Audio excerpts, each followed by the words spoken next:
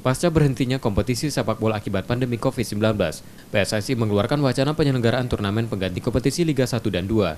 Namun turnamen baru akan dilaksanakan jika hingga Juni mendatang pandemi COVID-19 masih belum tertanggulangi.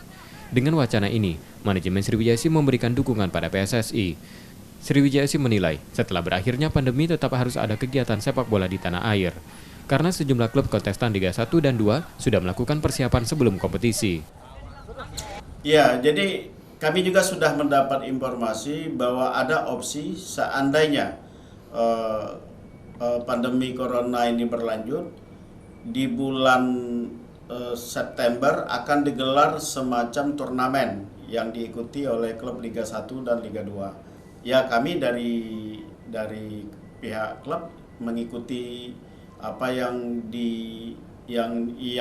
menjadi wacana dari PSSI begitu. PSSI menetapkan status force majeure pada kompetisi Liga 1 dan 2. Penyelenggaraan kompetisi ditunda sejak Maret hingga akhir Mei dan akan dilanjutkan ulang pada awal Juni nanti. Nur Muhammad, Kompas TV, Palembang.